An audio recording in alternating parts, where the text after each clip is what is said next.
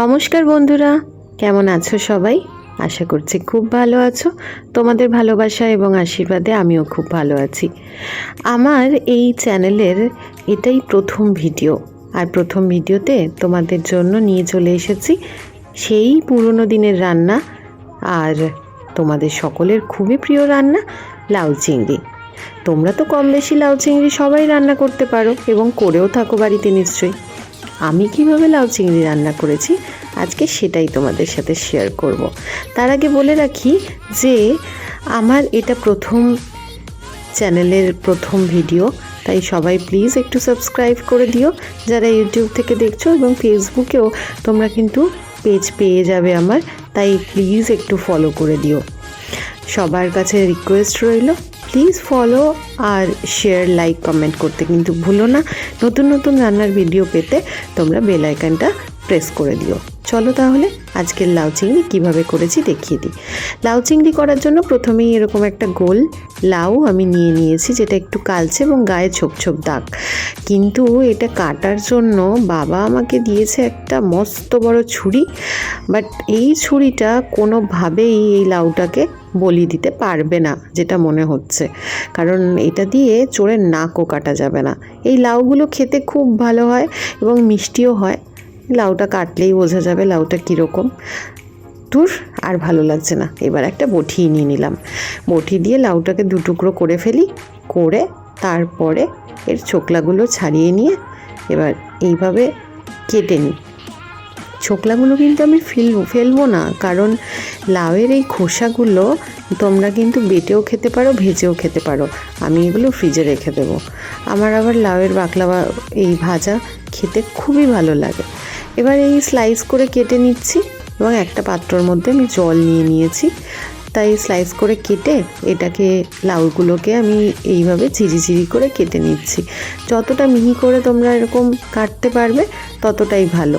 যদি ধারালা কোনো ছুরি হতো তাহলেও খুব ভালোভাবে কাটা যেত, কিন্তু যেহেতু বটিটাই অনেক পুরনো দিন থেকে আমাদের মায়েরা ইউজ করে আসছেন, তো মা ঠাকুমাদের কাছ থেকে বটির ইউজটাই আমরা শিখেছি।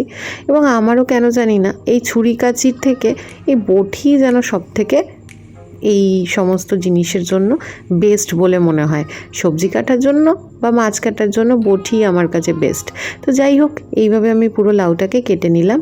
এবার লাউটাকে আমি একটু জলের মধ্যে ভিজিয়ে রেখেছি, বেশিক্ষণ রাখবো না। 2-3 বার ভালো করে ধুয়ে নিয়ে আমি এটাকে তুলে নেব, জল ঝরিয়ে নেব, কারণ লাউয়ের মধ্যে অলরেডি প্রচুর জল থাকে। এই দিকে দেখো চিংড়ি ঝুলছে, সুর ধরে মারো টান, চিংড়ি হবে খান খান। দুটো আবার কালো কালো চোখ।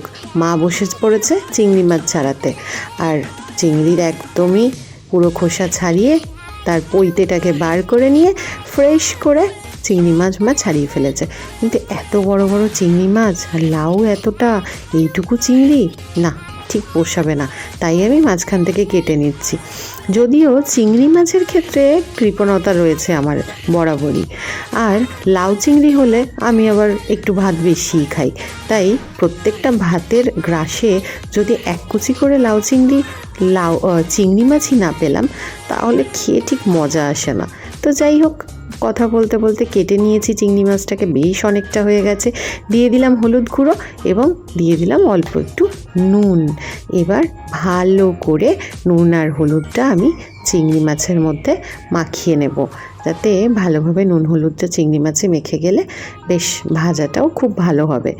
এবার একটা কড়াই আমি বসিয়ে দিয়েছি অলরেডি গ্যাসে, সেটা গরম হচ্ছে আর বেশ ভালোই তেতে গেছে। এর মধ্যে দিয়ে দিলাম অল্প একটু সর্ষের তেল। সর্ষের তেলটা একটু গরম হোক, কিন্তু গরম আর কি হবে, দেখো অলরেডি কিন্তু কড়াই গরম বলে ফেনা উঠছে। লাউ চিংড়ি বানানোর জন্য নিয়ে নিয়েছি গোটা জিরে, তেজপাতা আর কাঁচা লঙ্কা, কুচো করে রাখা টমেটো। প্রথমেই চিংড়ি মাছ আমি দিয়ে দিলাম গরম তেলের মধ্যে কড়াইয়ে। দেখো পুরো ধোঁয়া উঠে গেছে। ধোঁয়াটা চলে যাবে যদিও কিছুক্ষণের মধ্যে, একটু নাড়াচাড়া করলেই ধোঁয়াটা, এই দেখো আস্তে আস্তে কেটেও গেল ধোঁয়া। এবার ভালো করে চিংড়ি মাছটাকে আমি একটু বাদামি করে ভেজে নেব। চিংড়ি মাছ ভাজা হয়ে গেলে তারপর বাকি প্রিপারেশনে আমি চলে যাব। এবার একটা পিঠ ভাজা হলো, আবার একটু উল্টিয়ে দিয়ে পরের পিঠটাও ভালো করে একটু ভেজে নিই। চিংড়ি মাছটা ব্রাউন ব্রাউন না হলে ঠিক ভালো লাগবে না, তাহলে আবার কাঁচা কাঁচা লাগবে, সেক্ষেত্রে ভালো লাগে না। একটু চিংড়ি মাছটাকে ভালো করে ভেজে নিলে বেশ ভালো হয় লাউ চিংড়িটা খেতে। তো যাই হোক, চিংড়ি মাছ তো ভাজা হয়ে গেছে। এবার ভাজা চিংড়িগুলোকে একটা বাটির মধ্যে আমি তুলে নিলাম। আবার চিংড়ি মাছ ভাজার তেলের মধ্যে অল্প একটু তেল বেঁচেছিল, তার মধ্যে আমি আরেকটুখানি সর্ষের তেল অ্যাড করে দিলাম। এবার আমি ওই তেলের মধ্যে দিয়ে দিলাম ফোড়নে গোটা জিরে এবং তেজপাতা, দিয়ে দেবো চিড়ে রাখা কাঁচা লঙ্কা এবং কুচি করে রাখা টমেটো। দেখতে হবে যাতে মশলাটা পুড়ে না যায়, বিশেষ করে গোটা জিরেটা যেন পুড়ে না যায়। গোটা জিরে আর তেজপাতা পুড়ে গেলে তাহলে কিন্তু হয়ে গেল। এই কড়াইটায় আবার চট করে ভীষণ তাড়াতাড়ি গরম হয়ে যায়, তাই এই কড়াইটা চেঞ্জ করতে হবে। যাই হোক, মশলা পড়ে নি, বাঁচা গেছে। এবার এর মধ্যে লাউগুলো দিয়ে দিচ্ছি, পুরো লাউটা দিয়ে দেব, দিয়ে তারপরে এবার এটাকে নাড়াচাড়া করব। পুরো লাউটা দিয়ে দিয়েছি। এবার খুন্তির সাহায্যে এটা ভালো করে নাড়াচাড়া করে আগে মিশিয়ে দিই মশলার সাথে, লাউটা যাতে ভালোভাবে মিশে যায়। কিছুক্ষণ পরেই তো এই কড়াইয়ের মধ্যে একটা পুকুর দেখা যাবে, আর তার মধ্যে লাউগুলো ডুবে যাবে। আর কথা বলতে বলতে এবার দিয়ে দিলাম এর মধ্যে হলুদ গুঁড়ো দিয়ে দিলাম, আর এরপরে দিচ্ছি একটু লবণ।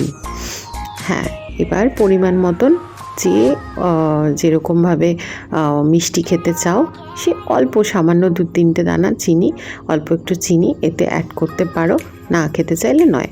আচ্ছা, আমি এখানে কাশ্মীরি লঙ্কার গুঁড়ো ইউজ করলাম, তোমরা চাইলে ইউজ করতেও পারো, নাও করতে পারো, এটা অপশনাল। কারণ আমি একটু ঝাল ঝালটাই পছন্দ করি, আর কালারটাও খুব ভালো আসে, তার জন্য আমি এটা অ্যাড করেছি। তোমরা যদি চাও তো ইউজ করতে পারো, নাও করতে পারো, সেটা তোমাদের উপর ডিপেন্ড করছে। তো আমি যেহেতু কাঁচা লঙ্কা দিয়েছি, তো একটু ভালোভাবে আমি নাড়িয়ে ছাড়িয়ে নেব, পুরো মশলাগুলো যাতে মিশে যায়। বলতে বলতে যাই হোক, দেখো অলরেডি কিন্তু পুকুর হওয়া শুরু হয়ে গেছে।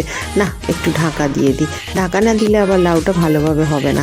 তো ঢাকা তোলার পরে এই দেখো কি হয়েছে, বললাম না একটু পরে লাউগুলো জলের মধ্যে হাবুডুবু খাবে, মনে হচ্ছে যেন কড়াইয়ের মধ্যে বন্যা দেখা দিয়েছে। যাই হোক, এর মধ্যে আমি এই চিংড়ি মাছগুলো অ্যাড করে দিলাম। এবার লাউয়ের সাথে চিংড়ি মাছগুলো বেশ সুন্দর করে মিশিয়ে নিচ্ছি। তারপরে আস্তে আস্তে আঁচটা একটু বাড়িয়ে দেব, বাড়িয়ে দিয়ে আমি লাউটা রান্না করব, কারণ আঁচ না বাড়ালে আবার জলটা শুকাবে না। তো যাই হোক, বেশ ফুটে গেছে, সুন্দর একটা রঙও এসেছে। গন্ধ তো তোমরা পাচ্ছ না, আমি পাচ্ছি, খুব সুন্দর একটা গন্ধ এসেছে। তো লাউ চিংড়ি আমি এইভাবেই বানিয়ে থাকি। তোমরা কে কীরকমভাবে বানাও তাও তোমরা কিন্তু আমাকে অবশ্যই কমেন্ট বক্সে জানিও। আর যদি আমার কোনো ভুল ত্রুটি হয় অবশ্যই কিন্তু তোমরা শিখিয়ে দিও, কারণ আমি তো প্রথম প্রথম করছি, তাই হতেও পারে হয়তো ভুল করছি। এবার এর উপরে কুচো করে রাখা ধনেপাতা আমি দিয়ে দিলাম। এবার এই ধনেপাতাটা পুরো লাউ চিংড়ির মধ্যে আমি মাখিয়ে দেব, যাতে আবার ভালোভাবে ধনেপাতাটা মিশে গেলে ধনেপাতার একটা খুব সুন্দর স্মেল লাউ চিংড়ি দিয়ে কিন্তু বেরোবে। তো আশা করি তোমরাও এরকমভাবেই লাউ চিংড়ি করে থাকো, কিন্তু এর জলটা কিন্তু আরও শুকাবে। এত জলওয়ালা লাউ চিংড়ি আমি কোনোদিনও করিনি। না, জল আরও শুকিয়ে যাক। লাউ এমনিতেই জলীয় একটা পদার্থ, তার মধ্যে আবার এত জলীয় একটা সবজি, তার মধ্যে এত জল বেরোয়, উফ কী আর বলবো। যাই হোক, একদম শুকনো হয়ে গেছে। চলো এবার এটাকে পরিবেশন করার জন্য নামিয়ে নিই। একটা বোল নিয়ে নিয়েছি, তার মধ্যে আমি লাউ চিংড়িটা তুলে নিচ্ছি। আমার লাউ চিংড়ি তো কমপ্লিট, এবং এবার কিন্তু আমার দেখেই খেতে ইচ্ছা করছে।